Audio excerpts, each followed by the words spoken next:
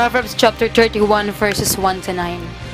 It says that a leader must give and not to take something for himself. I am a leader.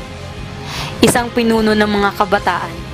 Pinalakas at pinatapang ng Panginoon upang ang mga kabataang ito ay makakilala sa Kanya, lumago, at isang araw ay maging isang mabuting sandigan ng mga susunod pang henerasyon ng kabataan. Mga kabataan, lakasan mo ang iyong kalooban. Magtiwala kayo sa Diyos at ipakita ninyo sa buong mundo na kayo ay nilikha ng ating dakilang Panginoon. Ikaw ay nilikha sa isang kadahilanan. Ang maging mabuting anak ng Diyos, ng iyong mga magulang, maging mabuting kapatid, at maging mabuting pinuno.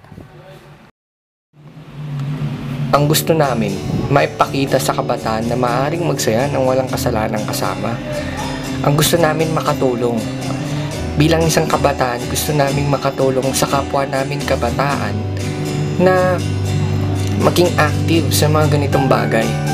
Na maipaliwanag namin sa kanila na pwede kang mag-enjoy dito, na lubos pa sa pag-i-enjoy nila sa labas. At ang maganda dito, guilt-free. Guilt-free, nakakatulong ka pa. Upang mapangalagaan ang mga kabataan, yan ang isa sa aming adhikain. Nais namin gawin ito sa pamamagitan ng pagkakaroon ng mga fellowship na ang layunin ay mapatibay ang relasyon at pagkakaibigan ng bawat kabataan.